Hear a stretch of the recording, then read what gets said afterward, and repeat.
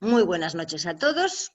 Yo soy Estefanía Farias, la directora de Ediciones Radicame, y esta noche estamos aquí para presentar Un cadáver exquisito, de José Luis Barrera.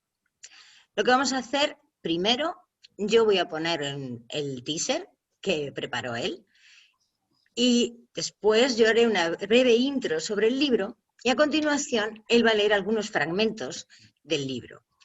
Después de las lecturas, abrimos una tertulia y que todo el mundo pregunte lo que quiera. ¿De acuerdo? Vale, voy a lanzar el teaser.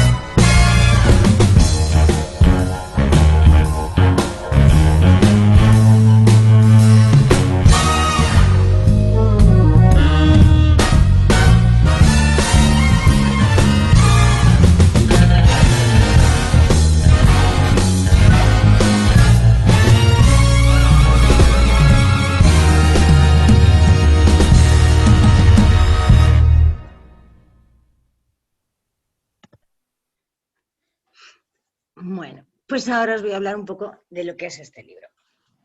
Un cadáver exquisito es un conjunto de crónicas. José Luis nos la presenta como si se tratara exactamente de eso, un cadáver en una mesa de autopsias. Lo primero que vamos a ver es el cuerpo. Tenemos la opción de observar los ojos, las manos, los pies. Todo esto son crónicas, y crónicas dedicadas a artistas e intelectuales, pero que él no es exactamente, lo que nos cuenta son sus secretos. Nos cuenta sus secretos, los despelleja un poco, nos los presenta de carne y hueso, nos presenta a un conjunto de triunfadores fracasados, la mayoría. No, todos los personajes de Barrera pasan por su peor momento. Todos los personajes que son reales, pero todos se nos presenta en su peor momento, todos. O sea, algunos consiguen remortar, pero la mayoría no. Toda esta colección de personajes son el cuerpo de las crónicas de Barrera. Pero la segunda parte son un conjunto de crónicas víscera. Son las vísceras del propio escritor. Es lo que vamos a encontrar en la segunda parte del libro. Todas estas crónicas de José Luis Barrera, los personajes están elegidos con mucho cuidado y las situaciones que se nos presentan también. No están llenas de ironía, están llenas de imágenes, son como pequeñas lecciones. Cuando tú terminas de leer una de estas crónicas, quieres saber más de esa historia. Y esto es las crónicas de José Luis Barrera, un cadáver exquisito. Ahora él nos va a leer un fragmento, cuando quieras. Bueno, muchas gracias, Estefanía. Me encantó eso de los ganadores fracasados, porque esa es justo la idea. Pero bueno, primero yo les quiero agradecer a todos por acompañarme en la presentación en sociedad de este neonato, Cadáver Exquisito. Algunos de los invitados seguramente verán esta transmisión en diferido, como los que ya entraron habrán escuchado, que incluso ahí fuera de este lado del charco. Eso corresponde a un buen partido de fútbol, pero también a veces a una presentación de un libro que espero que sea de su agrado también. Quizás sin una pandemia como la que estamos viviendo, convertir el cariño de gente buena en bits sería un milagro tal vez menos frecuente. Al armar este encuentro, Estefanía y yo nos enfrentamos a un predicamento que seguramente es el de casi todas las presentaciones de libros, pero en el mío en particular es mucho más evidente. Pocos tienen el libro y pocos lo han leído. Entonces, ella que es más prudente que yo y además mucho más hábil en estas lides, me sugirió que lea unos fragmentos de textos que van a encontrar dentro del cadáver. Opté por dos pedazos de dos crónicas correspondientes al cuerpo, es decir, a la parte externa, y un artículo completo de las vísceras. Los primeros cumplen en cierta medida con los cánones aristotélicos, porque representan una comedia y una tragedia. Mientras que el último no es ni lo uno ni lo otro, sino todo lo contrario. Es mucho más personal, es más íntimo, pero trataré que en todos los casos la lectura sea como un performance para así no perder a los espectadores antes de que pasen los primeros 5 minutos de mi hablada. Y, y ya pues vamos con eso. Entonces voy a leerles el primer fragmento que pertenece a la crónica Un café en la cripta. Y la parte se titula Los cofrades de carretas. En 1920, Un Madrid momento, también... José Luis.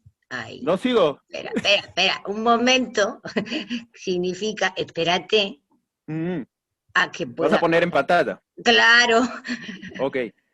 Espérate que lo comparta. Aquí. Ok, vale. Carretas, ¿verdad? Los cofrades de carretas. Vale. Okay.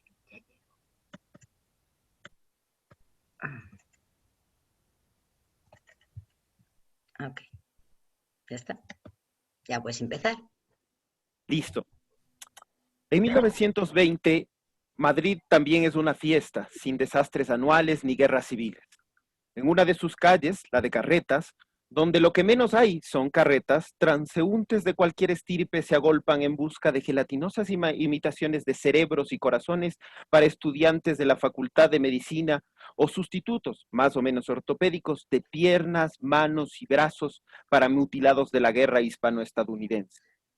Aquel es el depósito de los miembros de goma, una isla absurda en el corazón de Madrid, donde parece que el doctor Frankenstein desechó los sobrantes de su criatura con la finalidad de que funcionarios del correo, también ubicado allí, los entregasen a cualquier aficionado a las rarezas. Precisamente como náufragos, los carteros aparecen de pronto entre el mar de coleccionistas de muñones plásticos. Aún no los han dotado de bicicletas, de modo que trotan entre la multitud de forma incansable, abriéndose paso a veces con palabras, a veces con codazos. El caminante se pregunta al verlos si pronto no tendrán que cambiar sus pies de carne y hueso desgastados e inservibles por los de goma que se exhiben en las vitrinas. Cerca a la Puerta del Sol, la calle de Carretas es una arteria de Madrid, oculta para aquellos que buscan la diversión banal.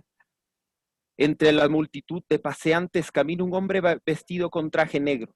Es bajito y grueso, está peinado con brillantina y en su cara no asoma ni un solo vello.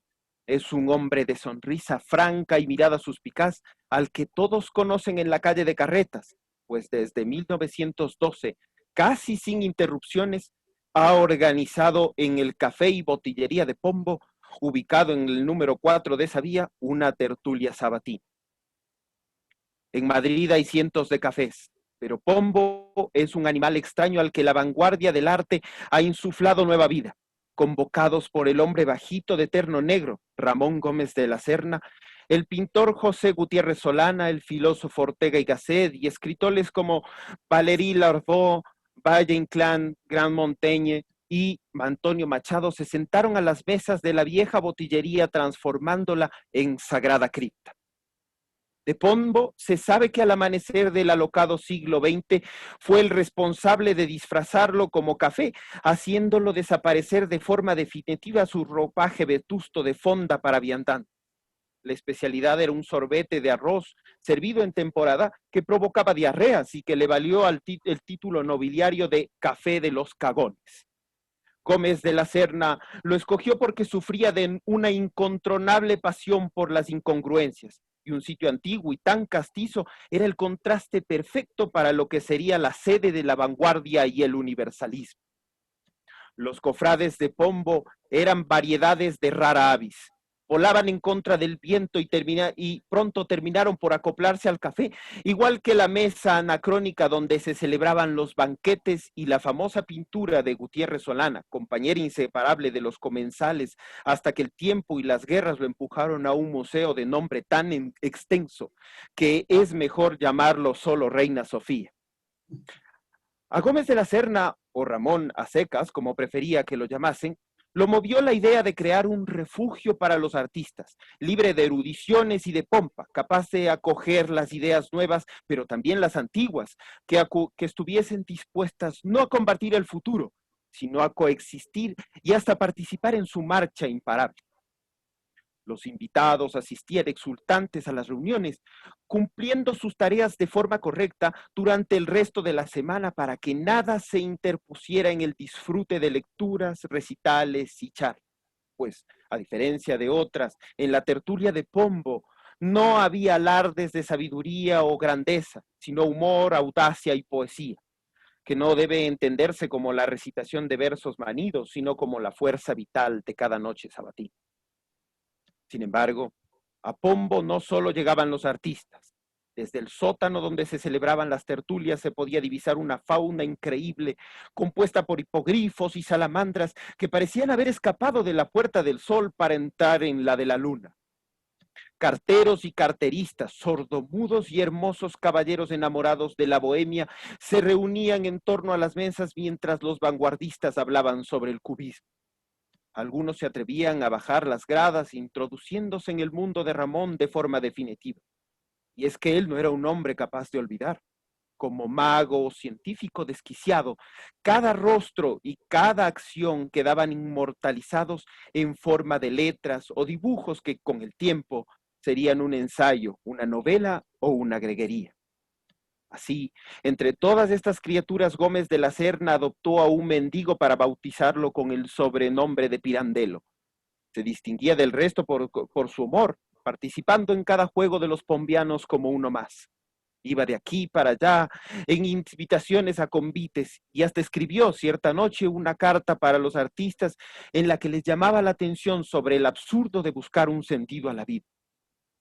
Acabó sus días un domingo después de asistir a una tertulia en la Sagrada Cripta. La causa fue una insuficiencia mitral, problema cardíaco que tomó el color de paradoja, porque, como dijo Ramón, el corazón de este hombre fue el más sano de los que he conocido.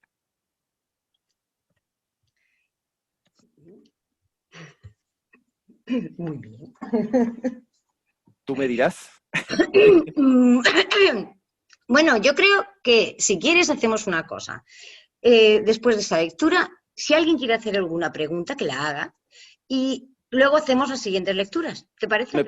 Me parece, porque si no se van a agotar y ya pasaron 5 minutos, pero tal vez a los 10. ¡Qué obsesión! Bueno, pues nada, si alguien tiene algo que preguntar, el micrófono está libre. Pues no se anima. A mí me gustaría preguntar algo. Claro. Hola a todos, buenas noches. José Luis, felicitaciones por el libro, un gusto de haber podido leerlo, lo he disfrutado mucho y la verdad que mientras leías este fragmento, te juro que a mí me hubiera gustado estar en ese café con Ramón de la Serna, ¿ah? Y con toda esa pandilla de escritores de aquellos años, ¿no? Que eran muy creativos, eran muy lúdicos y por lo mismo muy inteligentes, ¿no? O sea, a través de ese espíritu juguetón, demostraban el grado de inteligencia que tenían. Esa es una de las cosas que a mí me atrae. Ahora, leyendo el libro, naturalmente, tengo mis pasajes favoritos, ¿no? Pero bueno, otro sitio en el que me hubiera gustado estar es en la presentación que haces en el video, robarte el sitio cuando sales junto a Louis Bru, ¿no? Se puede hacer. Yo quiero uno si para yo pude, mí. Si yo pude, cualquiera puede. Sí. Yo lo que quiero saber es cómo ha sido el proceso de investigación que tú has hecho para encontrar estos datos, a los que mencionaba Estefanía en la presentación, peculiares, en la vida de estos triunfadores fracasados. A mí también me encanta la expresión, porque creo que eso es lo que son, ¿no? O sea, rescatas de todos ellos partes oscuras de su trayectoria, pero que al mismo tiempo son fascinantes, precisamente porque son oscuras. ¿Cómo has llegado hasta ahí? O sea, ¿dónde fuiste a buscar? ¿Cómo hiciste tu trabajo de investigación para rescatar esa información y convertirla en el material que entregas a través del libro? Gracias. Bueno, te voy a decir algo que no, tal vez Estefanía me diría que no debo comentar, pero en realidad es que estos textos todos corresponden en realidad a una compilación de algunos que ya están publicados en las revistas. Entonces, uno de los trabajos de supervivencia que yo tengo es justamente escribir artículos. Y, pero como se nota por los temas que yo escojo, en realidad todos nacen de mis lecturas, es decir, a mí me llaman la atención ciertos temas en específico, en concreto, sobre personajes extraños, sobre personajes que quizá en otro momento como Gómez de la Serna eran muy comunes, pero ahora ya no lo son tanto, ¿no? Entonces ahora ya no es tan común decir que has leído a Gómez de la Serna, pero no porque yo quiera ser único, porque eso no, en ningún lado, no, Dios me libre. Pero en realidad lo que ocurre es que todo resulta de mis lecturas. Entonces yo encontraba esos datos cuando, por ejemplo, me acercaba a un libro de greguerías de Ramón Gómez de la Serna y me llamaba la atención su personalidad porque obviamente sus greguerías reflejan lo que él mostraba al mundo, es decir, él también era un autor de performance, ¿no? Es decir, era un autor que se mostraba una imagen al público y entonces pues eso me llamaba la atención y me ponía a investigar. Y sucede que es casi así, es decir, no es que hay un objetivo específico que yo voy y digo, voy a escribir sobre este personaje y me pongo a investigar sobre él, sino que resulta de la lectura que he tenido, me llama la atención y entonces digo, es que esto es interesante, me pongo a investigar y ahora es más fácil porque, bueno, tengo acceso a otros, no solo a mis libros, pero por suerte tengo también biblioteca cerca, que puedo revisar y entonces me ha llamado la atención. Y a menudo lo que sí te puedo confesar es que cuando yo empiezo una investigación, esta me lleva a varios temas más que ni siquiera están relacionados con este autor. Entonces, por ejemplo, cuando investigo a Gómez de la Serna, me pongo a investigar sobre los cafés en general, ¿no? Sobre las cafeterías. Y entonces eso genera un nuevo tema sobre el que voy investigando. Entonces todo se va hilvanando. Y hay un secreto, todos estos perdedores ganadores o ganadores de la derrota, estos personajes todos están hilvanados por eso, porque resulta que todos salieron de un mismo origen, una curiosidad en una lectura que fue derivando a otras. No, claro, el orden obviamente no está separado para que pueda funcionar como el cadáver exquisito, ¿no? Pero en realidad a menudo siempre ha derivado, porque por ejemplo Gómez de la Serna era un entusiasta del cine, entonces por ejemplo eso iba derivando hacia Louis Brooks, por ejemplo, ¿no? O a Leni Riefenstahl. Entonces, eso es lo que pasa, que yo a menudo me gusta leer mucho y esa lectura me produce temas de escritura y por suerte la revista con la que colaboro me permite escribir sobre lo que me interesa y no me exige escribir sobre lo que a otros les interesa. Eso es una gran fortuna.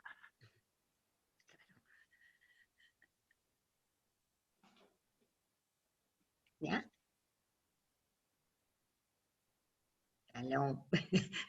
Vale. ¿Algo más quieres preguntar, Fernando? No, José Luis. Hola, Elena. Hola, buenas noches. Yo te quiero felicitar por tu cadáver exquisito. Me ha gustado mucho y además es curioso porque dices que la forma en que lo creas es una búsqueda de algo que te lleva a otras cosas, ¿no? Uh-huh. Miras algo y te lleva a otro. Y provocas lo mismo en el lector, por lo menos en mi caso.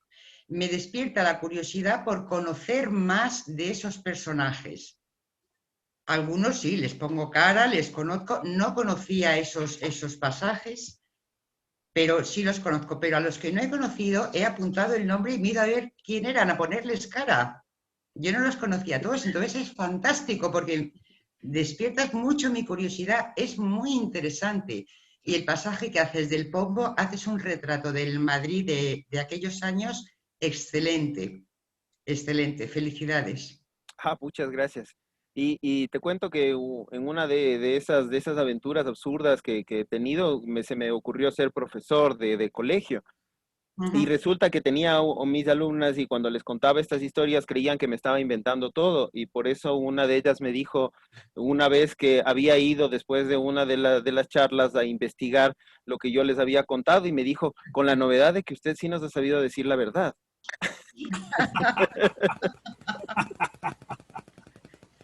Oye, fíjate, te cuento una curiosidad, hablando de las cosas que llevan unas a otras.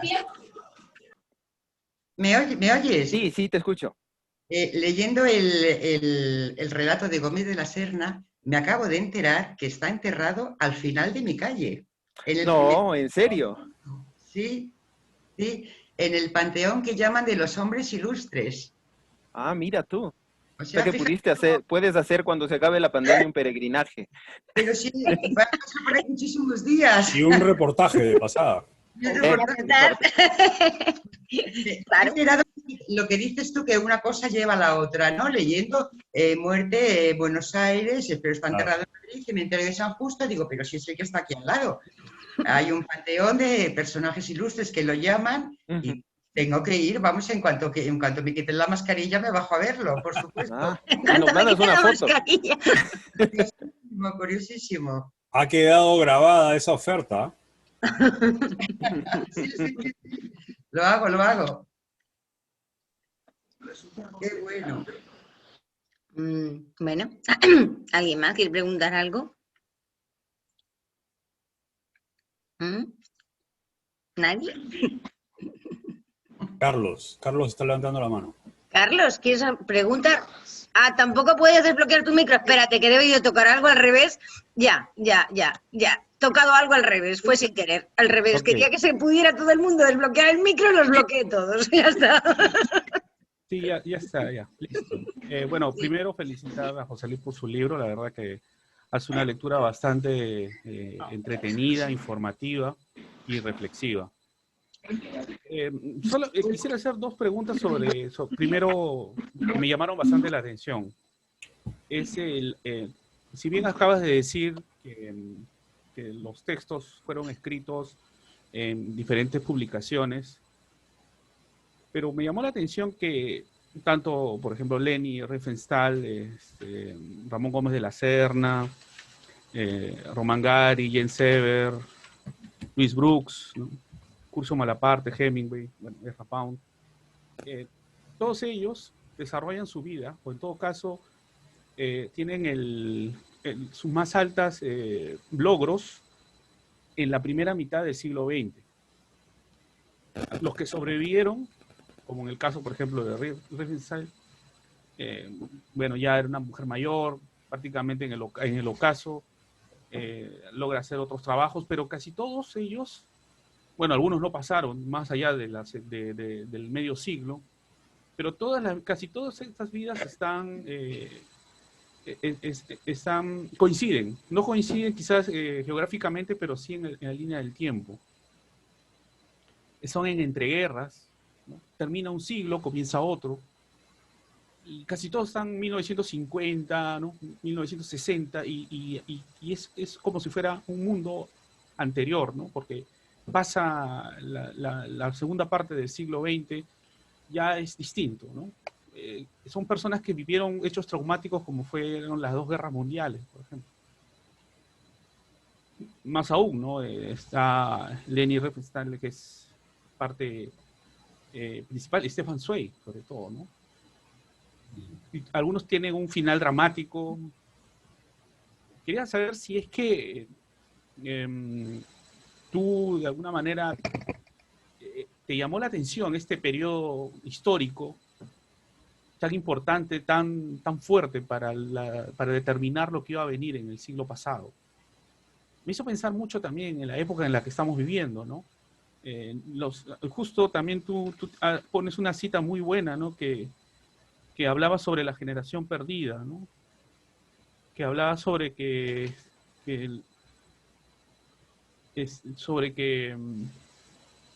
habían vivido el horror, que habían echado a perder su juventud en las trincheras, ¿no?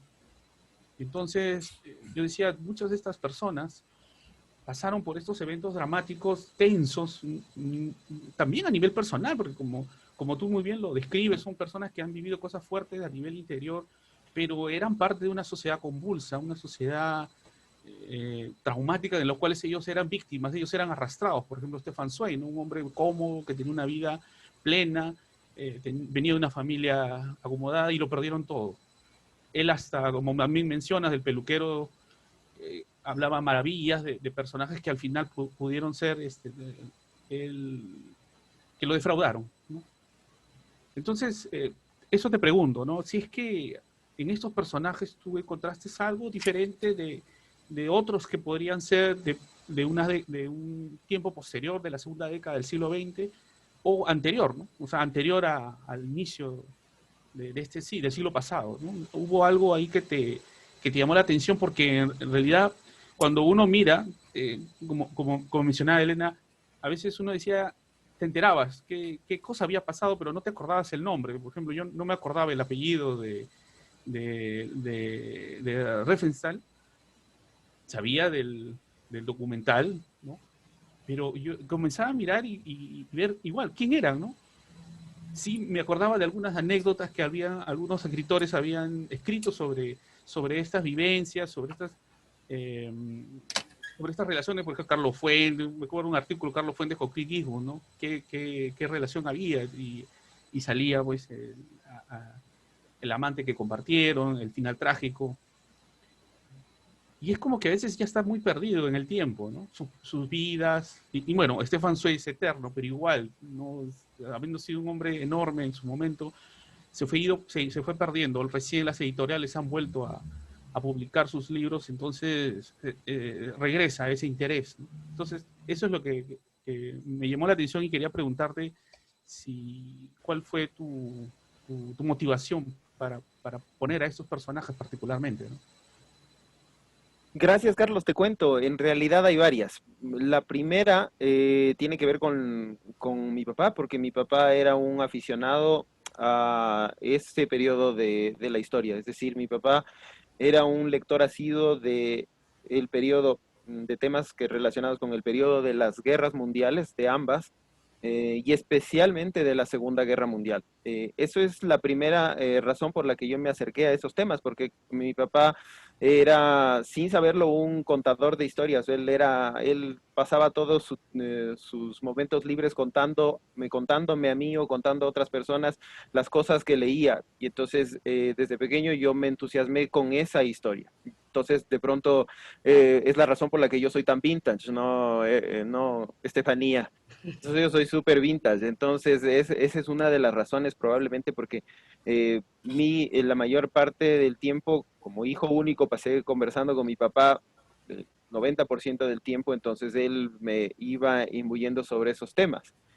Pero obviamente eso me llevó a mí a sentir una atracción y por investigar ese periodo de tiempo, porque como tú dices, es uno que forjó nuestra época. Es decir, es inevitable que los resultados de esas generaciones que tuvieron que enfrentarse en las trincheras o después tuvieron que ver la bomba atómica, entonces produjeron lo que sería después el periodo de la generación boom, y nosotros ya más tarde.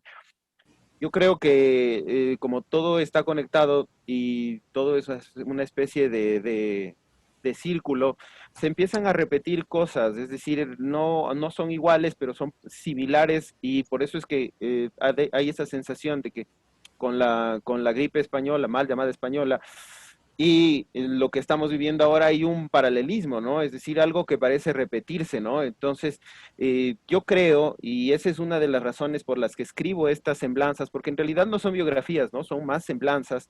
Entonces, las razones por las que escribo es porque yo pienso que en cierta medida ayuda a que la gente, no es que va a aprender de lo que pasó en esos periodos, porque no funciona así, ojalá funcionase así, pero por lo menos va a tener una noción y va a tratar de no repetir errores, o creo o pretendo que sea así, que no se repitan errores o que se repitan cosas buenas. Entonces, tal vez ese es el objetivo que hago cuando escribo, dar a conocer los periodos de tiempo que ahora ya no se toman en cuenta, porque claro, vivimos en un periodo de velocidad en la que ya hemos perdido el interés por la historia, y yo quiero tratar de recuperar eso. Ese es mi objetivo. Entonces uso los medios, la cercanía que tengo con los medios para rescatar eso. Esa es la razón. Excelente. Ok, muchas gracias, Carlos.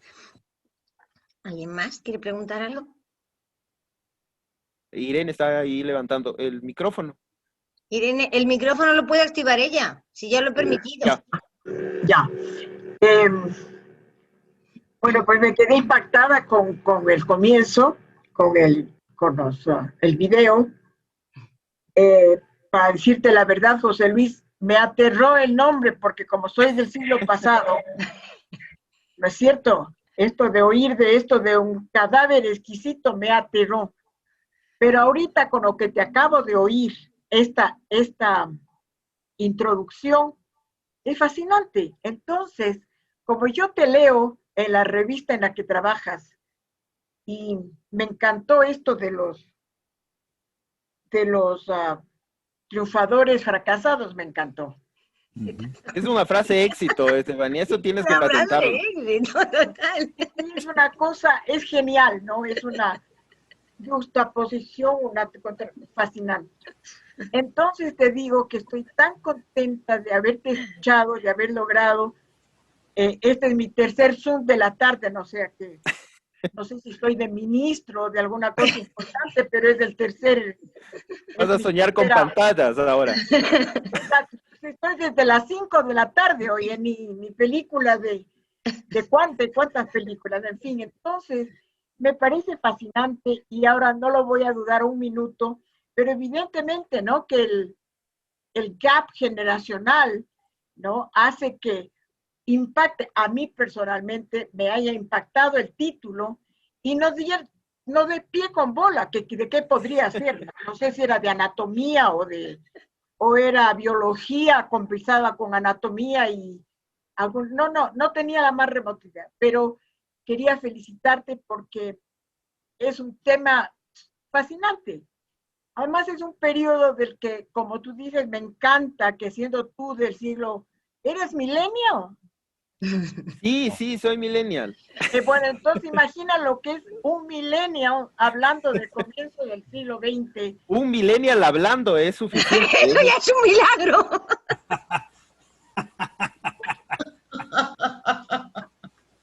Esa precisión es muy buena.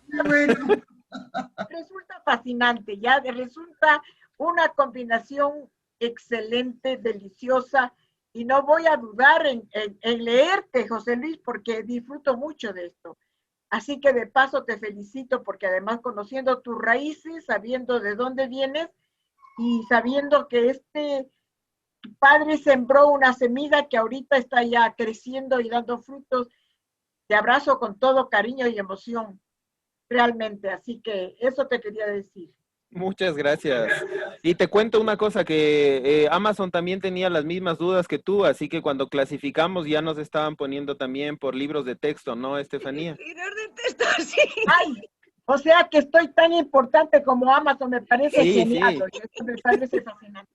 Yo te agradezco más todavía la comparación, ¿no es cierto, Estefanía Regio? Felicitaciones, José Luis. Gracias. No, hay que reconocer que es verdad que lo de un cadáver exquisito da un poco choca, pero es que encima abres el libro y ves el índice. El índice ya no es que sepas de qué va el libro, no tienes ni idea de qué va el libro. Hasta que no empiezas a leer no sabes exactamente qué tienes entre manos. Porque todo Pero una cosa, pero sabes que lo del cadáver exquisito en realidad es de principios del siglo XX. Así que no es muy novedoso porque era un ejercicio que hacían los surrealistas cortando pedazos de imágenes o textos y unificando. Así que también es vintage, aunque no lo creas. O sea, hacía un collage. Es como un collage, más o menos. Como un collage. Ya, ¿cómo se llamará ahora el collage? Porque ya debe haber otro término con las redes sociales y esas cosas. ¿Cómo también será ahora, no? Pero para mí era un collage que pues, me encanta. Yo quería preguntar algo más. Claro, dale. Bueno, en principio es verdad lo que dices acerca de citar la experiencia de estos personajes, ¿no? Como una referencia para comprender la actualidad. Porque justo hace 2 o 3 días yo estaba viendo un documental sobre Hitler y las similitudes que hay en los errores garrafales que cometió Hitler son tan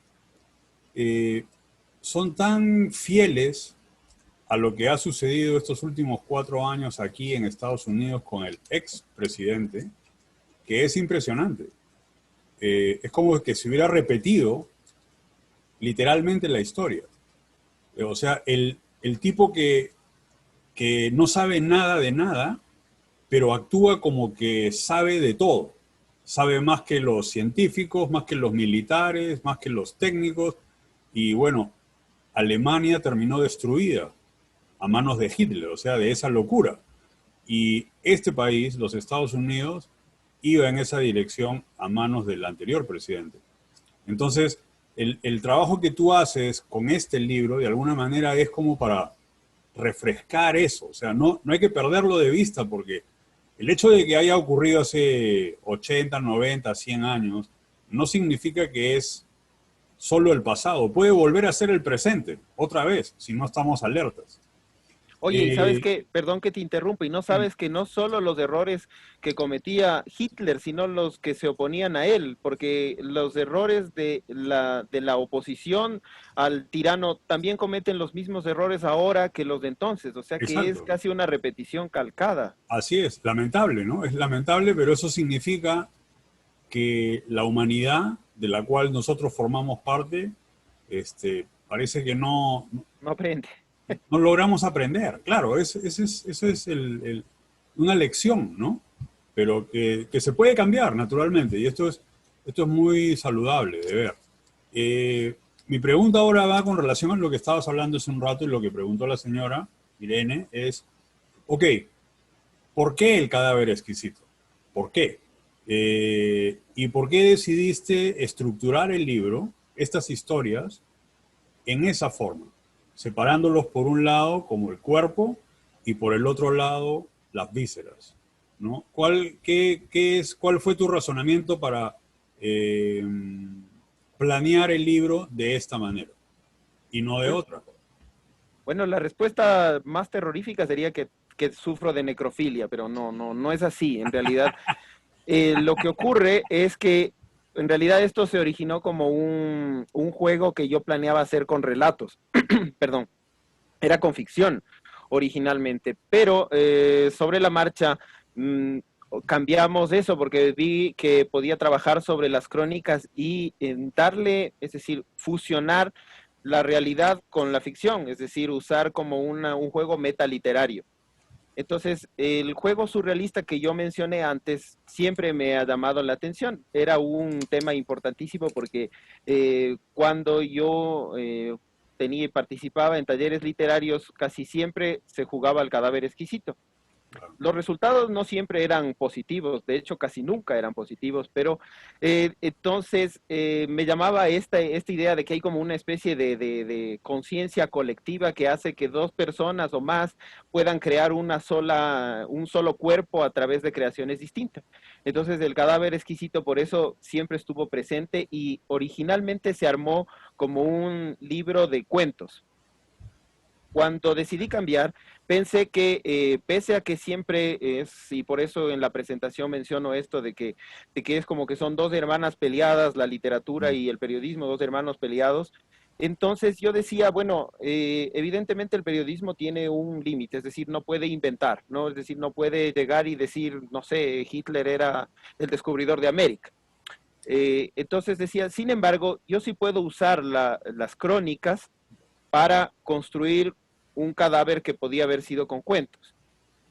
Y entonces pensé que todos estos personajes tenían mucho que ver conmigo, como que fueran parte de mí, porque a la larga estas lecturas los habían convertido en partes íntimas mías, especialmente Ramón Gómez de la Serna, es como que incluso creó el lenguaje en mí, es decir, me dio el lenguaje que yo no encontraba para escribir ni siquiera los cuentos. Entonces, pensé que son como cortezas de mí que estaban separadas y entonces había que encontrar la forma de unificarlas, más allá de que fueran historias reales.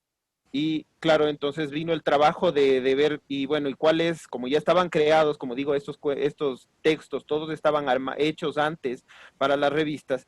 Entonces yo pensé y digo, bueno, si estos están armados, ¿cómo puedo darle un sentido? Porque en el otro era el ejercicio al revés, los cuentos se iban creando de acuerdo a las partes del cuerpo a las que iban a formar.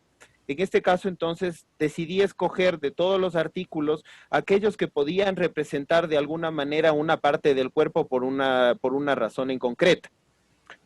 Y empecé a formar y a desechar. Muchas veces tomé algunos que pensé que iban a formar parte del cuerpo, pero los recorté porque en realidad no cuadraban, no encajaban.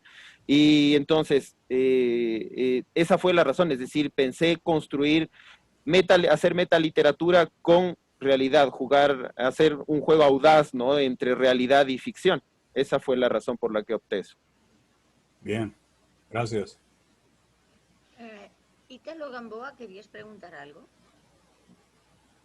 Buenas noches. Felicitaciones, José Luis.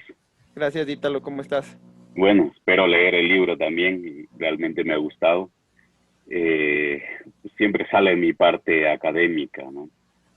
Y yo te quiero preguntar, porque entiendo desde que te sigo, eres un fan de Ramón Gómez de la Serna. En este relato, al contarnos toda esa vivencia, la reunión de esos intelectuales, yo les llamo intelectuales, no que por el triunfadores fracasados, pero realmente, y esta pregunta va para ti y para Elena también, ¿no? ¿Cómo crees que esos personajes influenciaron, transformaron la vida de Madrid? Y yo creo que es una influencia grande. Ahí hay bastante material para trabajar, sobre todo en las costumbres, en el aporte, porque ahí está un gran pintor, creo que es expresionista, ¿no? Se reunía ahí también. Y bueno, también preguntarte si es que esa es la idea, cómo configuraron, cómo cambiaron el pensamiento, quizás, alguna idea por ahí. Y entiendo que fuiste también hace poco, creo que hace un par de años, y visitaste, no sé si está todavía la cafetería ahí, ¿no? También sería buenísimo saber eso. Creo que la confluencia de estos grandes intelectuales, porque en esa época ya eran importantes, ¿no? Yo creo que me gustaría entender, saber un poquito cuál sería, cómo es el aporte que hicieron a Madrid de esos años y que realmente configuraron, porque configuraron un estilo de vida, configuraron una forma de tertulia, de reunirse, de todas esas cosas. Me parece... Bueno, yo respondo a lo que sé. Elena te va a decir ya más del Madrid, pero Poco más. te cuento. Sí, te cuento lo primero. En cuanto a la cafetería, bueno, el café en realidad, ahora hay un pombo, pero no es ese pombo. La No es el botillería ya original. no existe. Ahora vas a encontrar un edificio horrible como Con un como Zara. una pared, con una Lanford, ¿no? Con una enorme que está ahí y Ya. no existe, ni siquiera hay una inscripción de lo que yo recuerdo. Así que no, sí estuve por ahí, pero no encontré. Me encontré sí con una vendedora de libros usados que estaba caminando por ahí y le pedí un libro de Ramón Gómez de la Serna porque me parecía así una incongruencia absoluta en ese lugar ahora, ¿no? Entonces le pedí y en realidad me dijo que no, que ya eso ya estaba pasado de moda, que ya no tenía eso. Entonces no tuve suerte, no pude traerme ningún Gómez de la Serna en esa ocasión y además fue muy rápido porque no estuve mucho tiempo, entonces no tuve el tiempo de seguir buscando como hubiera querido más rastros de Ramón. Ahora yo lo que sí pienso es que sí, el Madrid de ahora es distinto, ¿no? Elena, es otro Madrid, ¿no? No quiero decir que sea ni mejor ni peor, lo que digo es que es otro universo, es totalmente distinto, no tiene nada que ver con el mundo de la bohemia, de las botillerías y eso, no tiene nada que ver, es un Madrid ultramoderno, y que si bien es cierto, hay edificios en el centro tremendamente antiguos, pero en realidad la gente que sale de Zara con los paquetes, los Burger King, todo esto eso es otro universo, es como que ha terminado, ¿no? Insisto, no es ni peor ni mejor, porque yo soy una de las personas que no creo que todo tiempo pasado fue mejor realmente sea cierto, pero es otro universo, es decir, ya no tiene nada del mundo bohemio del Madrid de los 20, ¿no? Porque es otro periodo histórico completamente distinto, ¿no? No Nada. sé, tú, Elena, tú me dirás, Mira, ese ¿me tipo de equivoco? cafés, yo no soy ninguna experta ni he vivido esos cafés, pero sí he conocido, por ejemplo, el Café Central y el otro, el que está en el Paseo de Recoletos, ¿cómo se llama? El café, ahí, Estefanía, a ver. Se nos fue Estefanía, creo que ella se aburrió primero y es la que presenta, eso estamos en un grave problema. Eran Café sitios Gijón. donde se ponía la modernidad, en realidad era la modernidad, eran los pensadores, eran los que se atrevían, ¿no? Entonces existía el del Pombo, el Gijón, que no recordaba el nombre, el Café Gijón, y a ese sí que he llegado yo a ir y sí que existe todavía. Eran tertulias, tal como lo describes tú en el libro, no se dedicaban a recitar el poema más sesudo o a sacar la conclusión más profunda, se charlaba de la cotidianidad, de la política del momento, opinaban, eran unas tertulias muy abiertas, nada eruditas para quien participaba, que eran personajes de peso. Entonces se basaban en eso lo puedes ver también en la película de La Colmena, en la novela de, ¿cómo se llama? Jolín, qué mala soy para los nombres, Camilo José Cela. La Colmena te muestra el Café Gijón, esas reuniones en las mesas de mármol con patas de las máquinas de coser. Las mesas de los cafés estaban hechas de patas de máquinas de coser y el mármol de las mesas se sacaba de los cementerios, venía de ahí. Entonces era todo un mundo, lo que dices tú, eso no existe. Eso no existe, eso tenía su porqué en aquel entonces y tal vez ahora no lo tiene o ha derivado en otro modo de expresión, de expresiones. Claro, es No queda incluso nada, yo no entiendo, queda porque ningún. la forma de entender el arte de la nueva generación es distinta, ¿no? Es Claro, decir, nada. ya funciona de otra manera, incluso los beats y todo ya ha cambiado mucho, entonces ya no se reúnen en café, se reúnen en Zoom, entonces No, y se pero Claro, eso toman es un como café todo. y A ver, un momento, quitando la pandemia, eso es como todo. Por ejemplo, yo en Madrid hace mucho tiempo que no, hace mucho tiempo que estuve, pero sí había sitios donde todavía eso estaba. En los años 90 todavía había movimiento en ese tipo. En los ¿Ah, los sí? 90, 90. En los los 90. 90. No digo que ahora quede algo, pero algo puede quedar en alguna parte. En Granada, por ejemplo, hay una zona que es el Paseo de los Tristes, que sigue habiendo sus tertulias de escritores en los mismos cafeterías donde han estado siempre. Mira, ¿sabes lo más parecido que hay en Madrid ahora a esos cafés? Son cafeterías convertidas en semibibliotecas donde van los jóvenes con su ordenador Ah, bueno, y ya si pasan metes a los horas. jóvenes y a los ordenadores, ya olvídate. Claro, pues ese podría ser el equivalente un poco a lo que es entender un poquito la tertulia o el mundo del arte, de las tendencias. Es eso, está invadido de cafés modernos, hechos medio bibliotecas, con jóvenes en el ordenador. Ah, pues entonces ya Nada no. que ver. Ya, ya. Pero quién sabe si están teniendo una tertulia por escrito, ¿no? O sea, Claro, lo mismo, están tertuliando Sí, por sí, con el están de al frente, estudiando, incluso. pero ya no es. ni mejor ni peor, Es distinto. una tertulia del siglo XXI. Exacto. Efectivamente.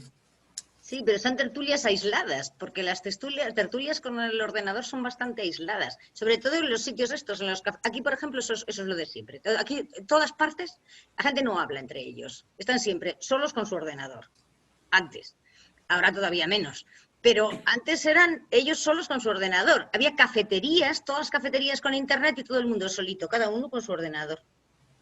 Ya está. Hemos perdido la colectividad en todo. Ahora es Estamos con el teléfono. el individualismo. Bueno, ya, y el teléfono ya ni te cuento, aislamiento absoluto. Claro, claro, claro. Bien, ¿alguien más quiere preguntar algo? ¿Quiere preguntar algo más, Italo? No, ya. Estaba mirando unas fotos de esas tertulias, ¿no? Y el grupo se ve bastante interesante, ¿no? Por eso les decía, creo que fue un gran aporte también para Madrid, para España, toda esta gente. Siempre estos intelectuales pues configuran la vida de alguna forma o dan ideas para el futuro. Y qué triste pues que se vaya perdiendo todo eso, ¿no? Ahora, Pero como también creo que en el fondo tiene que ver muy bien tiene que ver también con los intelectuales del momento. O sea, en aquella época estaban esos monstruos. Estaba Valle Inclán, estaba Ramón Gómez de la Serna, estaba toda esta gente. O sea, los intelectuales de principios del 20 eran unos monstruos, pero después de principios del 20, lo que vino después ya estaba todo descafeinado. Claro, correcto. Es que es verdad. Cierto. Exacto. Pero todo eso que hemos dicho de tertulia frente a un computador, en el teléfono, es gente que no es intelectual, o sea, está en las cafeterías, pero ya eso se acabó. O sea, ya los intelectuales ya ni siquiera van, creo, a las cafeterías. No, porque entonces, yo no sé. Yo creo no hay que ese tipo de... Claro, Necesito solo que te responda un intelectual. Que te responda un intelectual, claro. No, es que es distinto. Es que es verdad que es distinto. Claro. También es verdad que el intelectual ahora se ha dejado domesticar por la necesidad del público. Y al dejarse domesticar con un público que cada vez piensa menos, pues te puedes imaginar. Oh, ya, de verdad. Por ahí va. Se acabó. Bueno, chévere. Felicitaciones, José Luis.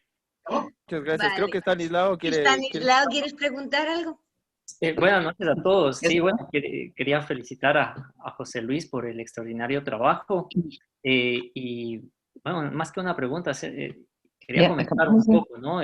Sí. Especialmente lo que me ha llamado mucho la atención es cómo presenta a los personajes y precisamente este lado más oscuro, más inédito de los personajes, que también los acerca más hacia la cotidianidad. Cada persona puede verse reflejada en los mismos problemas o en problemas similares, en los vaivenes del diario vivir.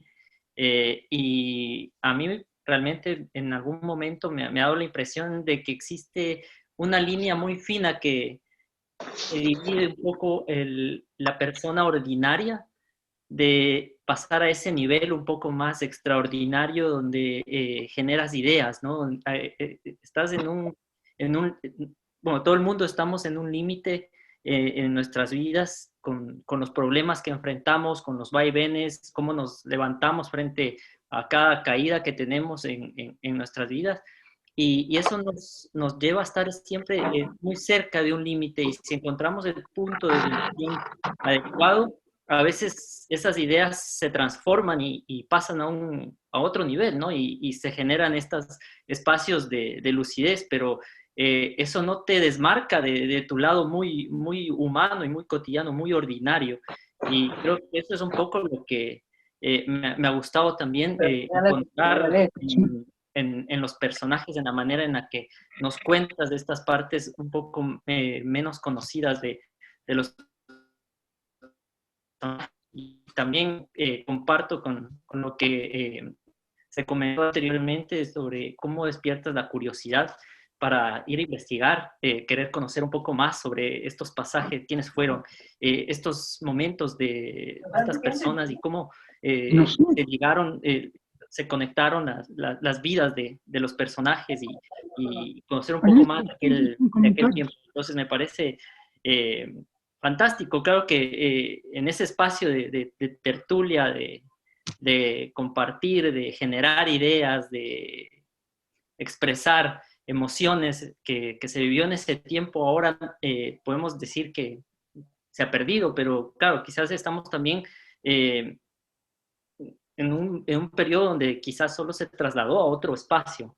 Y pues recuerdo en aquellos años de universidad con José Luis, donde tuve el gusto de conocer, pues en Ecuador, en un medio donde la vida del café no es tan habitual, no hay espacios, nunca hubo las cafeterías, por lo menos en nuestra época no había las cafeterías como un espacio claro para ir, tomarnos un café y compartir ideas, pero por ejemplo recordaba el espacio de un museo dentro de la universidad que se convirtió en un espacio para compartir, ¿no? Desde cosas que nos habían sucedido en el día a día, hasta comentar un poco de literatura, de los trabajos de la universidad, de la política, echarnos bromas, pero cada generación o cada grupo de personas puede encontrar esos espacios donde compartir, donde generar y donde expresar esas emociones. Entonces me acordaba mucho de aquellos momentos gratos y qué bueno saber que de ese espacio ahora nos encontramos acá y disfrutando mucho de tu trabajo, José Luis, así que un abrazo a la distancia y felicitaciones. Muchas gracias, Stanis. Gracias. Y sabes una cosa, que hay un chiste que dice que uno se podría imaginar que la reina de Inglaterra es todo especial con su corona, su carterita, y dice, bueno, esta señora está fuera de nuestro mundo, es diferente, pero si uno se pone a pensar, esa señora también tiene que ir al baño, es común y corriente, ¿no? Claro. Entonces es exactamente así. Estos personajes que parecen en las biografías inalcanzables, fuera de lo común, en realidad también tenían las cosas ordinarias de cualquier otra persona.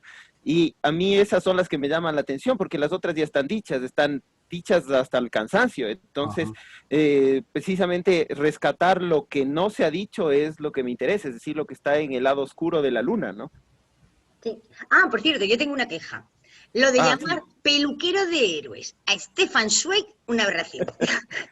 Y eso no fui yo, ¿no? Aunque parezca. Eres una aberración. Mi Stefan Zweig, coño, o sea, es que yo cuando leí, fue la única crónica tuya que dije, a este lo mato. Es verdad, porque ahí yo no recuerdo que menciones nada de que Stefan Zweig, vale, le tocó en su momento le tocó hacer lo que tuvo que hacer, porque es que vamos a ver, aquí para empezar era judío y austriaco. Era doblemente mal en ese momento. O sea, ya la cosa iba negra. O sea, el cortado de cabeza lo tenía ahí, a era puntito. Era un candidato, pero serio, premiado. Candidato serio. O sea que, pero bueno, esa era mi queja, lo del peluquero de héroes. El pobre Stefan Zweig, peluquero de héroes. No. Y sabes que él mismo se terminó acoplando al mote, porque claro, como lo que tenía que hacer era recortar la historia y hacerles ver perfectos a los que no lo eran, entonces a la larga le decían que lo que estaba haciendo era un recorte de cabello de todos los que estaban ahí. Y entonces él mismo se bromeaba diciéndose como el peluquero de héroes. Claro. Pero ¿qué es eso? Es que precisamente en esa época pues tuvo que hacer malabares. O sea, pasó de ser Dios a nada, pero no se atrevieron a tocarlo. No se atrevieron Solo a le tocarlo. estuvieron expoliando todo para tratar de empujarle todo, a que él y él se fue, pero Ajá, no consiguieron. Pero en ese grupo de personajes que pones, José Luis, en el libro, hablando de Zweig, también está la Leni Reinfeldt, Es ¿verdad? como la contraparte, ¿no? Que ella también claro. tuvo su parte en el Tercer Reich. Y ella deliberadamente convirtió, como dices en uno de los textos, en dioses a todos esos criminales. Exactamente. ¿No? Ese era su trabajo. Pero ella lo hacía porque era cineasta. Más allá de que comulgara o no con la filosofía del Tercer Reich, su trabajo lo hizo extraordinariamente bien. Claro. Además, lo hizo extraordinariamente bien porque yo he visto esas películas y realmente son impresionantes. O sea, te hace ver a personas como Hitler y los otros como gente que te inspiran y te imponen respeto, pero en realidad eran una organización de criminales. Exactamente. Y sin embargo, el talento de ella al servicio de ese sistema generó que la masa estuviera completamente dominada, ¿no? Claro, y es sabes interesante, perdóname, es interesante descubrir, que yo lo ignoraba, para serte sincero, cómo termina ella. Yo lo desconocía, lo he venido a saber a través de tu libro, ¿no?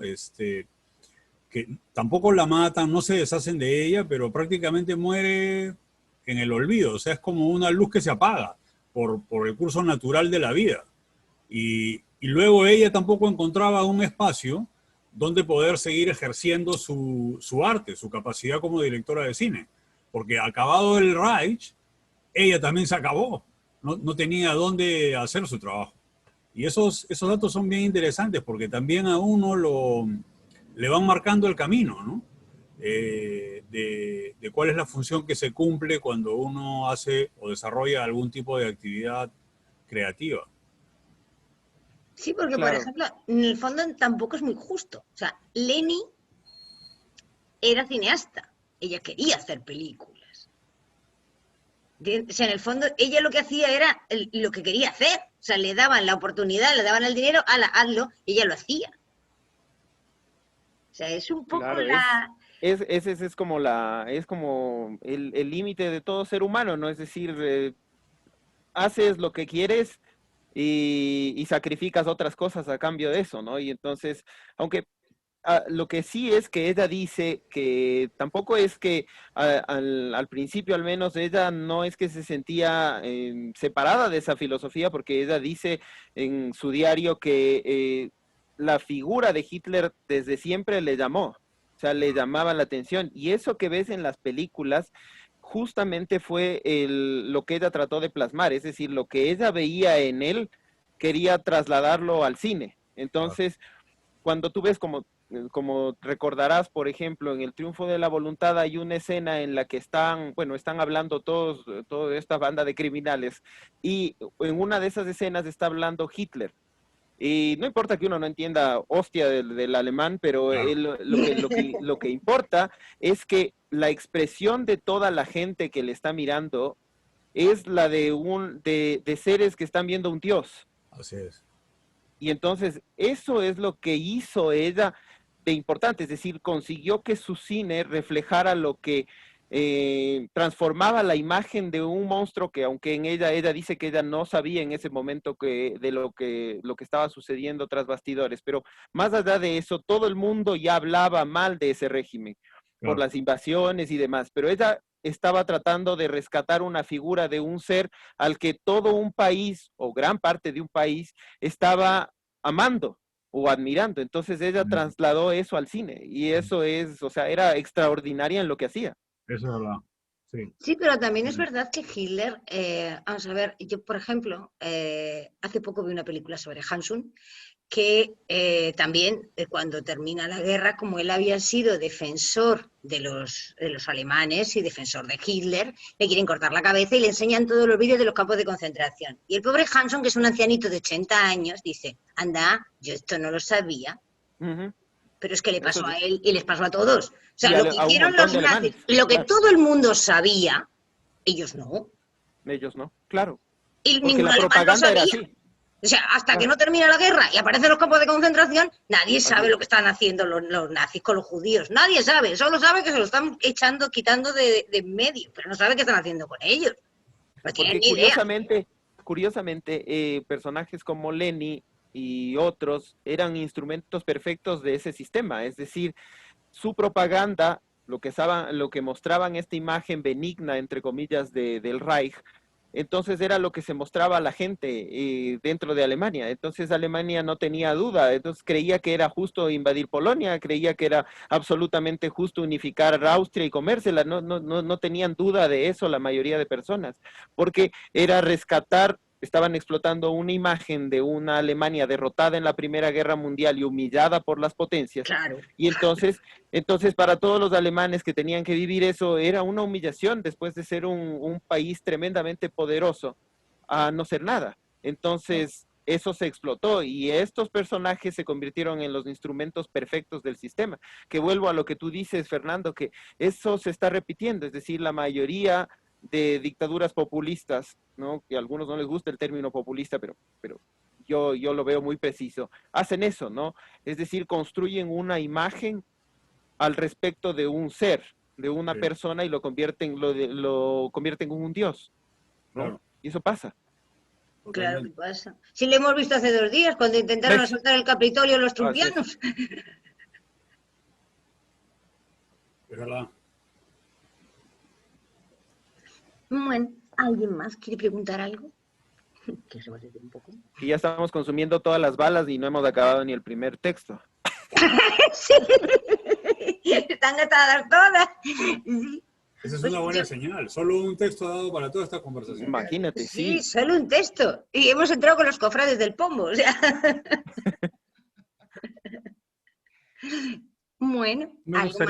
gustaría, disculpe, Sí, sí, habla. justamente el texto que has leído, al siguiente estaba mencionado Unamuno.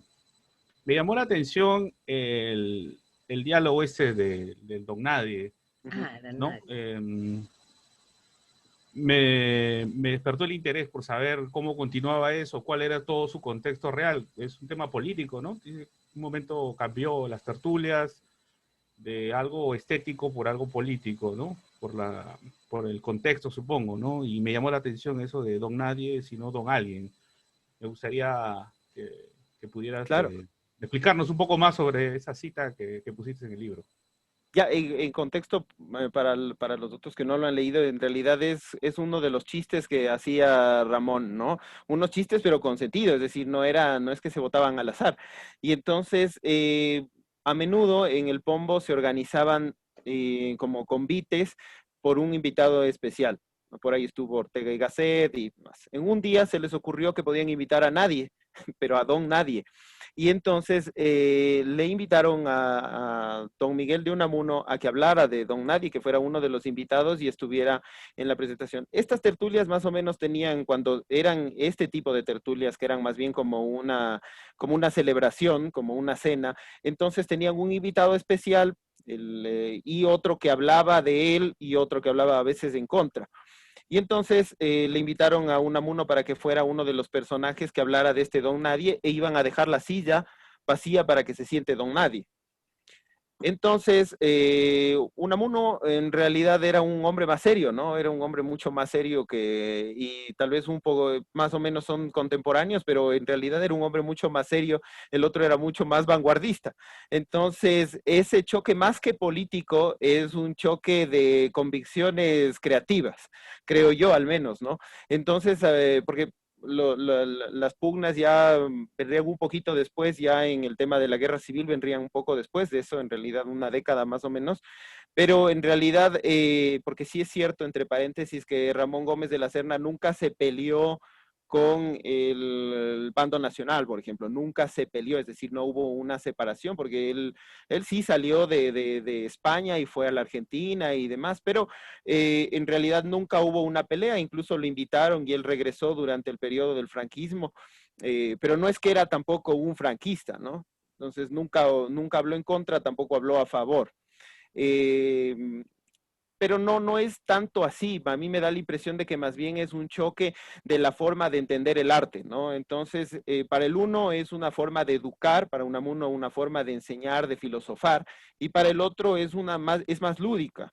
No significa que quizá él en el fondo no tuviera también una finalidad, más bien, de hecho la tiene, una finalidad estética tremenda, pero su concepción, la de Gómez de la Serna, más bien va hacia el arte como ironía, como la forma de encontrar verdades a través del humor, ¿no? Entonces, es eso más bien, es una pugna entre dos conceptos estéticos, creo yo.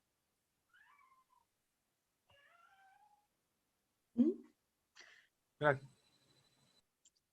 ¿Ya? ¿Ya has terminado, Carlos? Eso es todo. Eso es todo, vale. ¿Alguien más quiere preguntar algo? ¿No? Pues entonces, si quieres, Carlos... Digo Carlos, perdón, José Luis. Me perdí. Vamos a pasar a la lectura del gallinazo.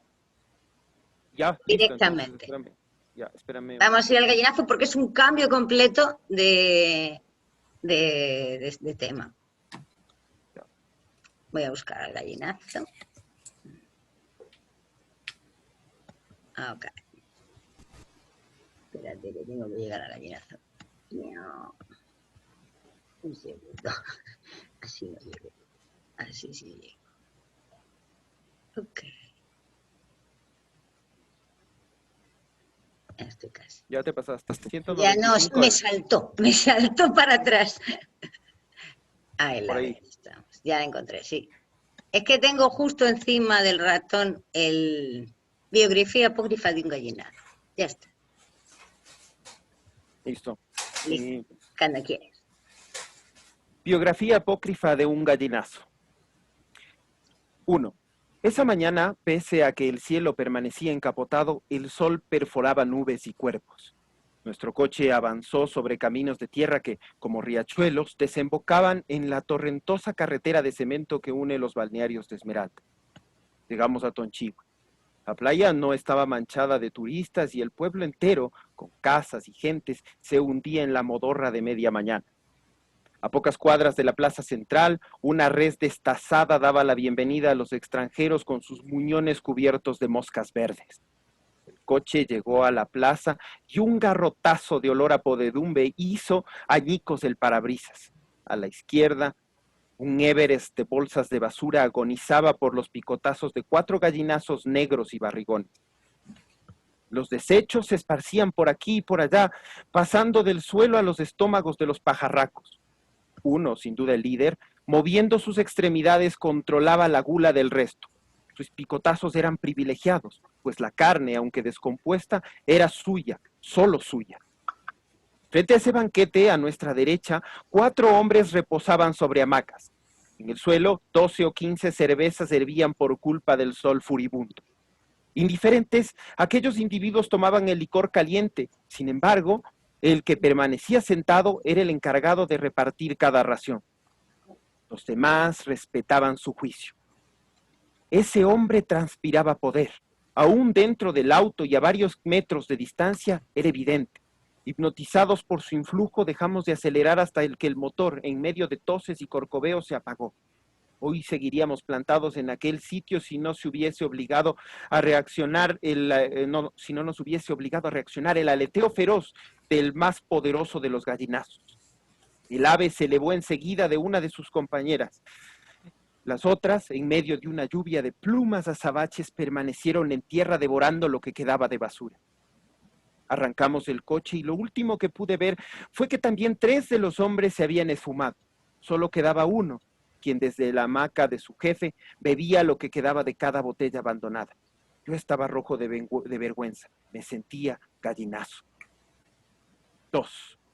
4 años antes llevaba a cuestas como fardos 3 deserciones universitarias, un vacío interminable en el bolsillo y miles de incertidumbre. La escritura para mí tenía mucho de sueño y nada de constancia. Me alimentaba de mi padre y mientras él estaba perdiendo su camino, que era su trabajo, yo prefería regocijarme en mi desconcierto. Era un incongruente que jugaba a los dados con la diosa de la suerte y siempre perdía. Hice viajes, probé oficios y pasatiempos, solo encontraba la nada. Finalmente, en medio de una de esas derrotas, recalé en un taller literario. Fue el segundo al que asistí, e igual que el primero, no pude terminarlo, pero no era malo. Me dotó de técnicas y, lo más importante, de amigos que se vuelven hermanos porque comparten los mismos fracasos. Cada sábado, en una sala mal iluminada, los participantes nos sentábamos sobre sillones tan viejos que parecían tener almohadones de madera. El mobiliario estaba dispuesto de modo tal que formábamos un círculo alrededor de esa mesa. Esta, a diferencia de los asientos, era blandísima, acaso por haber soportado el peso de años de frustraciones literarias. Por turnos, unos y otros compartían sus desaciertos sin pudor. El aire estaba enrarecido por la mala literatura. Nuestro coordinador, mientras los aprendices se dedicaban a descifrar sus garabatos, se mantenía en silencio y con los ojos semicerrados, como tratando de alcanzar el nirvana. Era un hombre bueno, incapaz de provocar una decepción en sus protegidos, y por lo mismo, pésimo corrector de taras. De vez en cuando, un aroma a talento penetraba en esa atmósfera y el impacto era terrible. Estábamos acostumbrados a los desaciertos, por lo que esas intromisiones, en forma de Golden Boy o Girl, se transformaban en un monzón de incomodidad, generando miedo en algunos, en otros envidia y en casi ninguno alegría. Igual que bestias, la mayoría trataba de comerse al talentoso, lo despellejaban con críticas o burlas. El coordinador, por otra parte, vestido con el traje de Salomón, elogiaba por igual al malo y al bueno. No permanecía allí mucho tiempo, pues no se me daba bien criticar los trabajos ajenos y tampoco asimilar las burlas de los míos. No negaré de todas maneras que alguna vez devoré las entrañas de otro y pronto empecé a comerme a mí mismo. 3. Uno de los vicios que adquirí durante el taller literario fue escribir lo que quería y no lo que podía. En esas sesiones de canibalismo, las pocas a las que fui, me convencieron de que el escritor amolda su escritura, la obliga a hacer lo que él quiere, la esclaviza. No dudo que habrá casos así, pero no es el mío. Mis textos entonces apestaban a goma porque más que cuentos eran burdas manualidades. Llegué a mentirme hasta el punto de estar dispuesto a sentarme en un nuevo sillón con cojines de madera. Por las noches, sin embargo, con la luz apagada y bajo las cobijas, seguía arrancándome pedazos y arrancándoselos a los que dormían en la habitación contigua, en el departamento de enfrente o incluso en la otra esquina. Trataba de convencerme de que no era una criatura capaz de comerse a los otros y vomitarlos sobre hojas blancas, sino alguien culto y respetable, un mago capaz de extraer de su manga filosofía. Pero el indicio de que yo era un pajarraco malévolo pronto fue certeza. Las semillas de Chonchihue y del taller literario germinaron en plumas negras, pico y alas. Cada vez con mayor frecuencia los pellejos arrancados a víctimas, queridas u odiadas, se filtraban sobre mis ficciones con la desesperación de un monstruo que quiere salir a la luz. La comedia de mis garabatos empezó a tener sangre, su plasticidad se cambió por vida y dejó de ser posible la fabricación de mentiras que parecían realidad cambiándolas por realidades que parecían mentira. Desesperado, me lancé sobre la carne de mi novia, mi hermana, mi amigo, mi enemigo y aún sobre el cadáver de mi padre. Poco a poco asumí que no quedaba otro remedio que vivir mi bestialidad y mi ansia animalesca por devorar a otros. Entonces, el recuerdo de los gallinazos en el parque del pueblo pasó del odio a la identificación. Mentalmente me senté primero con los hombres que bebían cerveza caliente, luego con los pajarracos que despanzurraban bolsas de basura y al final, es decir ahora, me dedico a destripar con mi pico tanto a las bestias como a la gente. Muchas gracias. Muy bueno. Es que es muy bueno, es que es la descripción de un escritor. Sí, yo me he sentido totalmente identificado. Yo.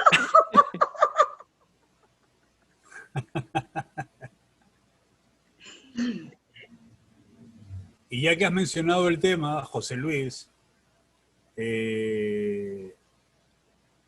¿cuál es